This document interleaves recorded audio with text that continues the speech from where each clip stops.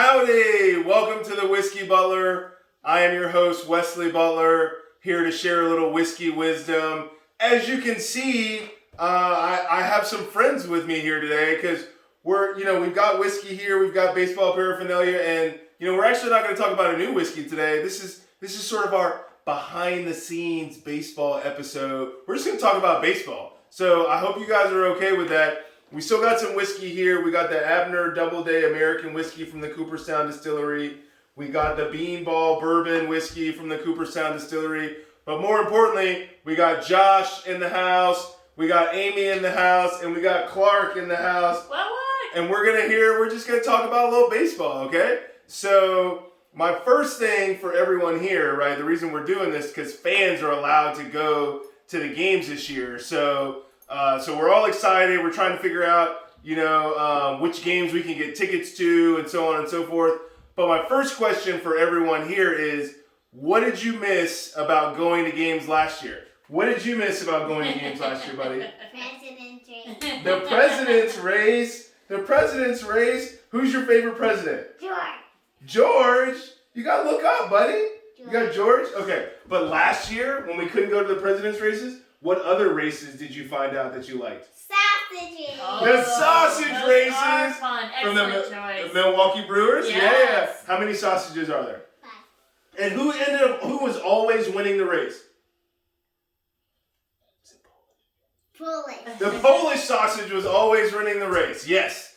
Okay, so chorizo would win occasionally, right? There are 5 sausages. There's hot dog. Who are they? Hot dog. Chorizo. Bratwurst. Polish sausage. Chorizo. And Italian sausage. Those are the 5 sausages. Yes. Okay. So that is what Clark missed about going to games last year. I would probably say what I missed about going to games. I missed weekday day games, right? Because that was like my second office. I like taking a day off or taking a half day and going to the ballpark in the middle of the day. Dad, can I have this? Yes. But can you take it over there? You have to unlock it. Yeah, I will unlock it, but can you take it over there? Okay, thank you. I miss going to those weekday day games, like the 1 o'clock games or the 4 o'clock games. Just being outside in the sun and everything. That's what I miss about games. What did you miss about games last year? I'm going to go the opposite way. I miss the night games in the summer. So I love sitting under the lights in the summer, just seeing the green grass and it's cooler and all that. What about you, Josh?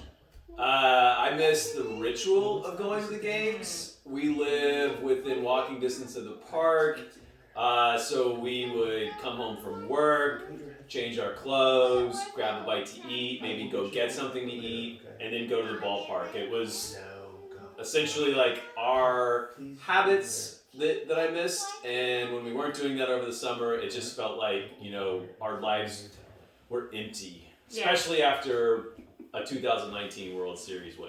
Yeah. 2019 World Series win? What? Did you go to any of those games? That took all of 2 minutes to bring in. All right. Nice. We went to all the games in DC, which we lost them all. But that was an interesting series.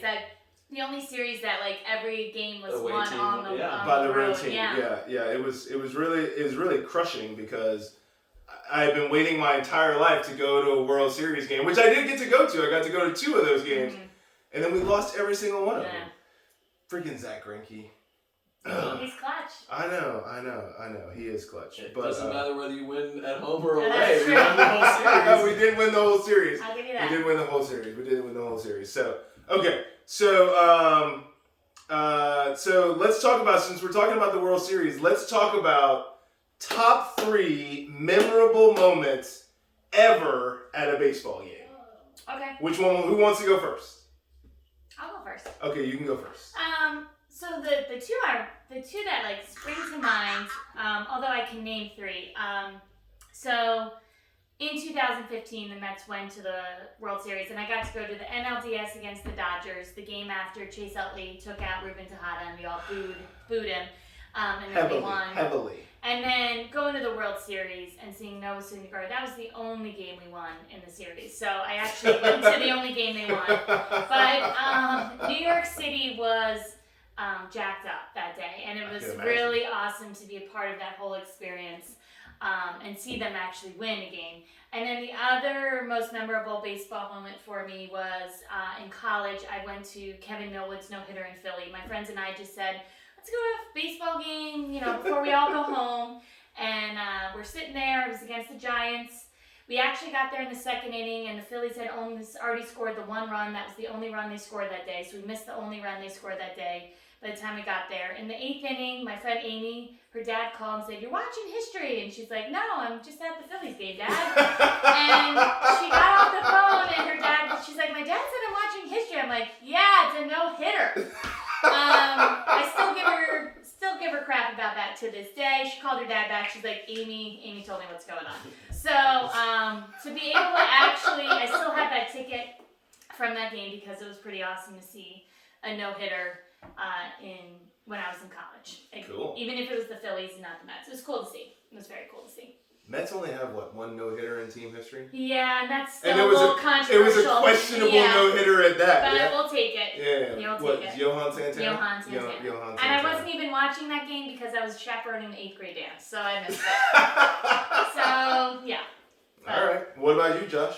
So starting at number 3. Number 3. And this is going to be controversial, but I don't care. It was awesome. Was 2018 All-Star Game home run competition. Yeah, you're right. That was last really one cool. up. Bryce Harper, home Okay, stadium. You're right. That was a good moment though. I was there. I don't even like Bryce Harper, and I was like jacked up during that. Yeah, that was You're right. good. I'll give you that. I mean, we were in the center field Yeah. watching the home runs come toward Yeah. us. I can still relive it. Set aside all my personal feelings about Bryce Harper. Still an awesome moment. There was a girl in front of us who was like this the whole time, and she was like, I was rooting for him just because she was like really wanted her hometown hero to get it. Yeah, I mean, he had the American flag bandana on and everything. It was It was good. It set everything that happened You're afterwards right. aside. It still was just a great That was moment. cool. That Moments was in a cool history moment. kind of thing. Number 2. And I was just realizing that probably would have been Max Scherzer's no-hitter, but I'm going to sub in a personal moment. At Citi Field, we went to go watch the Nats-Mets game. We got great seats in the outfield, very similar to our season tickets at Nats Ballpark. And I was sitting there in left field. Jason Worth, in between innings, is tossing around the ball. He sees me, and you know what? At the Nats Ballpark, they don't throw to 40-year-old men. So there's no reason that I should have expected him to toss the ball up to me. Well, he saw me in the left field wearing my Nats jersey right up against the rail. He throws me the ball. I'm surprised. I don't put my beer down and I try to one-hand it and I drop it. Fail. And I got destroyed by Mets fans. I mean, it was brutal. And you know me, I stuck around. I'm not leaving. But it was actually even funnier because Rebecca was out getting beers and hot dogs, so she didn't even see it. Who's Rebecca? My wife Rebecca was out getting beers and hot dogs, so she didn't even see it. So then I had to relive the moment when she came back, and everybody around me had to tell her. So that is Your another... husband can't catch a baseball. Not the That's best awesome. moment personally, but just a great moment in baseball That's really history. funny. And my number 1, while it wasn't the World Series, it was directly related. Game 4 against St. Louis, NLCS, Robles catches the last out, and we know we're going to the World Series. It was everybody's running from the dugout. We're at home, so we're watching it. We were in the outfield watching the catch. So just all that combined, just put it right up there with most memorable. I mean, we went to World Series games and those were memorable, but knowing you're going to go to the World Series is like getting excited about a vacation. It's always more fun knowing you're about to go. I remember when the Mets were about ready to go to the World Series, I was watching it and I just remember pacing in my house back and forth. And when we got the final out, Familia got the final out, it was just one of the most incredible feelings. So I totally know what you're saying and I wasn't even at the game. So and we it's a whole actually... feeling. And one of the most famous, I guess, to me, the most famous views of that is the cameraman running out of the center field gate, into the cheering, players, and we were standing right above them. So we saw all of that happening at one time, knowing the history that they were making. It just it could picture in my mind every time. So very cool. All right, that's good because I was at that game also. So I'm going to go with my number 3 is, and I mentioned this in a previous episode, but saw Barry Bonds hit 3 home runs at Coors Field, which I know people are going to say, well, that's not most memorable, but I mean, how many times does somebody hit 3 home runs in a game and you're actually there, right? So it was in Coors Field in Colorado, so that was number 3. Number 2, I'm going to go with Max Scherzer's no-hitter, which should have been a perfect game if not for the batter leaning into the pitch and getting called a hit by pitch and he got first base. Not even going to go into it, but that was my number 2. It's actually the only no-hitter that I've actually seen live in person. Yeah. And a no-hitter is one of those things where you don't actually realize what you're watching until it gets to about the 5th or 6th inning and you look up and you go, and you don't want to say it out loud, right? You're like, and that was the top of the 8th too, something like that. It was like way late in the game. You know, so Max's no-hitter, and it started raining, you know, a little bit that day. I didn't care. I was gonna watch Max do his thing, and I was actually the first of 2 no-hitters he threw that year. But then my number 1, you know, been to the World Series games, which were awesome. But my number 1 was actually the wild card game in the 2019 season. Nationals against the Brewers. That poor outfielder. Oh my gosh. The stadium went nuts when Juan Soto hit. First off, when Juan Soto got a hit, right, the stadium went nuts because it's like, oh, we're going to tie the game up. 2 runs are going to come around. But when the right fielder missed the ball, and so he couldn't make the throw, and then the tying run came around, stadium got even louder because we were ahead now. I mean, and it was off Josh Hader, who is like one of the best relievers in baseball. I mean, it was unbelievably loud in the stadium. And so just like you knew we were going to the World Series, we had such a history of heartbreaking moments like Game 5 against the Cardinals when we were up by like a gazillion runs and we end up losing, you know, at home. It's just that when we were down against the Brewers, it's just that doubt as a fan started to creep into you. But Juan Soto doesn't know anything about that because he's only like 18 years old. I mean, I think he's like How 20, about he takes less than 10 minutes to get to the plate, though? Like, come on. Like, all his rituals, I just want to beam him every time.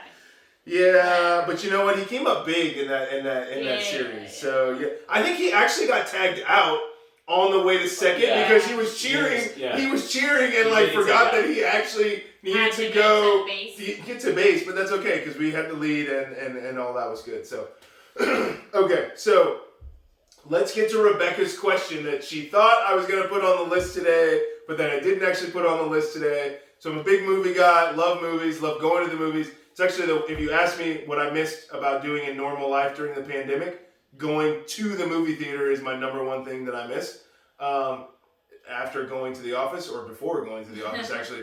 So, what is your favorite, and we're not going to do real versus not real, okay? We're just going to do what is your favorite baseball movie? Josh can go first this time. So Wes points out real because I have 2, but I'm going to let Amy take the other one. It's got to be Robert Redford and The Natural. I mean, everything about that movie from the beginning of an old, you know, a guy coming in as a rookie and, you know, becoming a star to the end where he hits the home run and knocks the light out. Yeah. I mean, you can just, anytime the song plays from that movie, everybody knows. Like, I mean, it's played like for every home run or every famous baseball moment. So that's my favorite, The Natural. Plus the book is excellent. It's also very short, so if you need a good book report book, The Natural, that's a good one.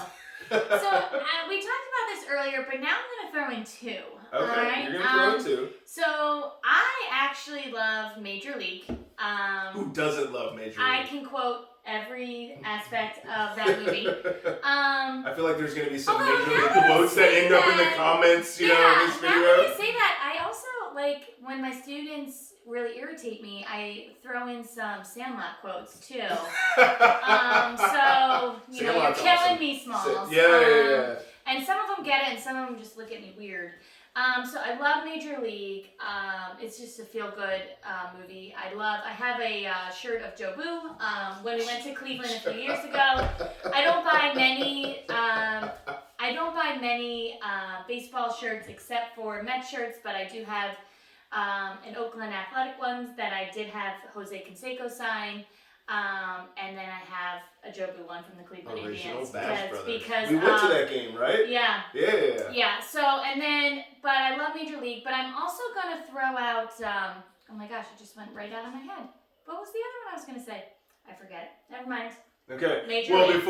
before Amy remembers what her movie is, and hopefully she doesn't, it's not the one that I'm going to say, my favorite baseball movie is The Rookie with Dennis Quaid. It's a Disney movie. It's not the reason I'm picking it because I am a huge Disney fan, but I love The Rookie. It is a true story. It is a true story. It's a true story, but I don't know. I like The Rookie. I'm from Texas. You know, it's about a guy in Texas, and you know, is he a math teacher or a science teacher? He's a science teacher. I think he's a science teacher. He's a science teacher. You know, inspiring his kids. It's just. I don't know. That's just it gets me every time when he has to tell his son when he gets called up to the major leagues, and he tells his wife, and she's like, "Well, you just got to tell one person," and he tells his son that he's getting called up to the major leagues. It hits me every time. So the Rookie with Dennis Quaid is my all-time favorite baseball. I forgot the other one I was going to say was Moneyball. I really like Moneyball. I do like Moneyball. That's like a dramatic documentary, basically. But you can't help but root for the Oakland Athletics, who, you know, every year are competitive despite their small market. Yeah. So I do like Moneyball. Which is crazy. I mean, I know Oakland is a small market and San Francisco is a much bigger market, you know, but they all consider it the Bay Area. I mean, you would, but I mean, they have their own championship-winning baseball team in San Francisco. So I guess that, you know, they don't need anything to do with the Oakland A's. But talking about quotes, Major League has one of my favorite quotes in it where... Hey, bartender, Joe Booty's Not that one, although that's a good one, is when it's at the beginning of the movie when they're talking to the new owner and she's like, we need to infuse new blood, and they're going over the list of people that they invited to spring training. This guy is dead. If this guy's dead, well then cross him off. It's so matter of fact. Well, then cross him off the list. But there's also a really good quote from Major League 2. The backup catcher who can't throw back to the pitcher. But he comes out when they're all like, don't want to play. And he's like, I consider it awesome that I get to play on this patch of green grass every single day. And that's my job. And like, that's the sappy part of it. Yeah, I that love wasn't that. the whole quote. He talks about getting injured by a bull. And he needs a Victoria's Secret model that's, you know, Victoria's Secret catalog. That's right, because he uses Victoria's Secret catalog. Yes, I mean, I love Major League and Major League 2. So what about Major League 3? I don't think I've ever seen Back to the Minors. Have you ever seen it? I refuse to watch it. Yeah. I've not actually seen it. I was just yeah, curious. no, I've only seen 1 and 2. Yeah, totally. Okay, so we all have our jerseys on today representing something that's important to us, or maybe it was the first jersey they could find to wear for this episode. So I am actually wearing Jacob deGrom. Would you let me explain what my jersey is, please? Sorry. Thank you. I am wearing a jersey that I bought when the Nationals hosted the All-Star Game 2018. I held on to my season tickets because the Nationals were good. And it was like, oh, you get all these extra things for the All-Star Game. You're a season ticket holder. I mean, I'm still a season ticket holder after the All-Star Game, but it was amazing to be able to go to an All-Star Game. So I bought this jersey then. But I have a head versus heart thing, you know, like I love the Nationals, but I also really love the Mets. The Mets have always been my favorite team since growing up. So I bought, this is a Jacob deGrom National League All-Star jersey. So it's got the Capitol building on it for DC. It's representing DC and the Nats, but it's also representing Jacob deGrom and the Mets that year. So that is why I chose this jersey. Why did you, well, I don't know, whichever one of you wants to go next. I'll go first this time. Please, we'll finish with the Nationals. I became a Mets fan because of my brother in the late 80s, early 90s. I wanted to be cool like my brother, and that's why I became a Mets fan. And so I loved Doc Gooden, Darryl Strawberry, Hojo, Howard Johnson. Yes. So A few years ago, I have a David Wright jersey, who I love. Most of my passwords have the number 5 in it for David Wright. FYI. But not anymore. She's gonna have to change that. But I do love the old school Mets jersey, so I asked my family if they could buy me a 80s type jersey, and I got Darryl Strawberry, and I do love Darryl Strawberry. So good stuff. That's why I have this one on today. What about you? So Nationals have been my team since we moved to DC. I've always wanted to live in an area that had a local ballpark that we could go to, you know, and as I mentioned, as a ritual, and just that just really something I love, and so clearly adopted the Nationals when we moved to DC. I'm wearing the Ryan Zimmerman World Series 2019 jersey. Zimmerman, Mr. Walk-Off, baby! And, I mean, who else would you wear besides Mr. National? And I mean, he is Mr. National. I'll give you that. It not only like I think it like kind of closes my or continues my, you know, streak of, you know, my moments and loving the movie The National. I mean, he ends up making it to the World Series. He's almost 40. Yeah. He hits the very first home run by any National and Expo, by the way, in the World Series at Game 1. It's just, I mean, he wraps up the storied season of 2019. So why not, you know? And on the plus side, I mean, people that buy the jersey of the guy that gets traded next year, I mean, you're never going to lose Zimmerman when you got an X-Series instead of Zimmerman. So it was a frugal situation. So that's why I got this one. I love it. I've got a Soto one. I've got others, but this is my favorite. And you know, Ryan Zimmerman should be everyone. I've seen Ryan Zimmerman hit a couple of walk-off home runs, and they're just I don't know. It's like the ballpark goes crazy because when he steps up, you're like, get your keys. We're getting ready to go home. Ryan Zimmerman's going to send us home, and he usually does. So did you know he grew up in Norfolk, Virginia with David Wright, and they're like good friends. They played Didn't they play on the same team together? Went to UVA too. Yeah, they're good friends. I mean, and it's one of those type situations where like he's a great baseball player. He's a great human being. Absolutely. His wife and his family. It just he loves. I don't hate Ryan Zimmerman. Yeah. I hate the Nationals, but I don't hate Ryan Zimmerman. So he's a great baseball role model, and you know he does wonders for the DC area and just in baseball in general. So again, you did. Why not? Fair enough. I'll give you that. I think every Nationals fan should have a Ryan Zimmerman jersey. They should hand them out at opening day. I mean, technically the Nationals, I mean, he was the first one, but I mean, the Expos might have won the World Series if the baseball strike didn't happen in the mid-90s. So, because they had Vlad Guerrero, Larry Walker, Pedro Martinez. That's a good team. The poor Expos of the mid-90s got screwed. Moises Alou wasn't Senior was the manager. Yeah. That's good. That's a good call. That's a good call. Because I do love Vlad Guerrero. Vlad Guerrero. Yeah, he's one of my favorites. Vlad Guerrero, the way he used to swing without any baseball gloves. It's so violent. Violent. But he was good. He was good.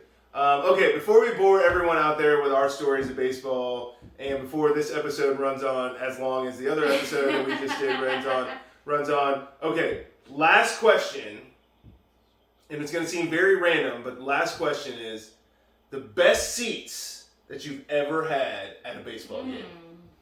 And it doesn't matter whether you paid for them or not. Best seats you've ever had at a game.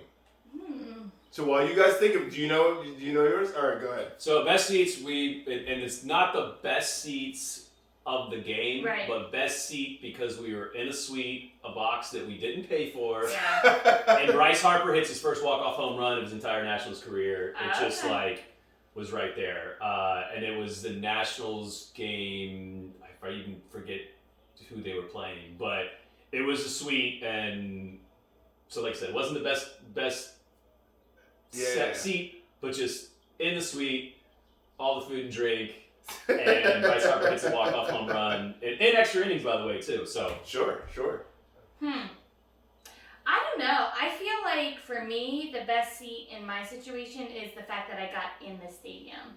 So for me, I had only standing room only for the NLDS and the World Series, but the fact that I was able to get in the stadium and stand there. I remember in the NLDS, I saw Tommy Lasorda because they were playing the Dodgers. Oh my gosh. And I totally like fangirled, like, oh my gosh, there's Tommy Lasorda. And in the World Series, I remember I stood right at the top of the lower deck, and I wasn't able to go down, but I managed to convince an usher in the 7th inning to be like, can I just go down and take a picture?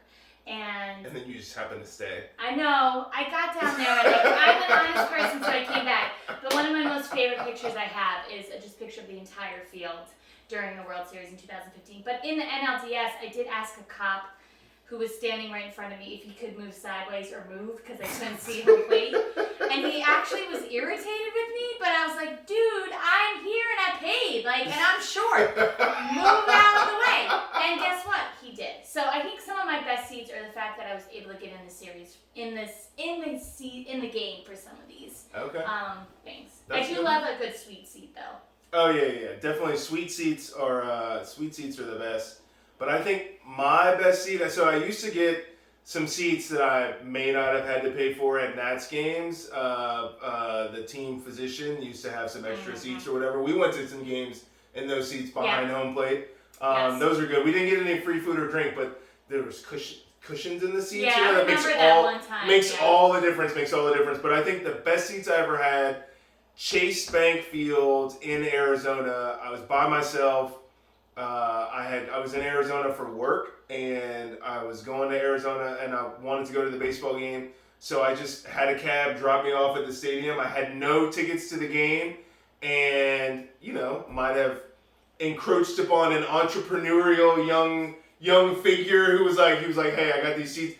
Dude literally broke out a map of the stadium, and I ended up sitting 3 rows behind home plate that game, and I had access to the I think there it's a Lexus suite or whatever it is, underneath the fans room. So that was my best seat ever. I mean, I was by myself, so I mean, sometimes you just want somebody else to be like, dude, we got great seats, whatever. But I didn't. But that's certainly some of my best seats ever at a game. So anyway. All right, well, we won't bore everybody with who our top 5 starting rotation would be and closer or whatever, but anybody that has a top 5 rotation that doesn't include Jacob deGrom or Shane Bieber is, it's Shane Bieber, right? That's his name, right? Yeah, it's I think Bieber. so. Yeah. But I was thinking Greg Maddux, man. I'd put him on my top 5. I meant active players. Oh, I'm sorry. Fine. Jacob deGrom. I Clarify thought it was that. You thought it was all time? Yeah, man, I had Sandy Koufax starting. Oh my God. Oh my God, yeah. Steve Carlton, Tom Seaver, put them We could on be the here list. all day if we're going to do all time. I meant active top 5 Next starting time, rotation. clarify that. Okay, dude. next time I will clarify who's in. Dwight Gooden should be in your all-time starting 5. I picked Seaver before I picked Gooden. And if you're gonna pick an all-time starting 5, you got to say what year of that pitcher's career you're picking them for the starting 5. All right. Okay, but anyway, we won't bore you all with that. Maybe if you ever find yourself at a Whiskey Butler filming and you're live in the studio audience, we can talk about it. But for now, thanks for watching. Please like, subscribe. Make sure you click the bell when you subscribe so you're always notified of new episodes. And share with your friends. We will see you at the ballpark, and thank you for watching.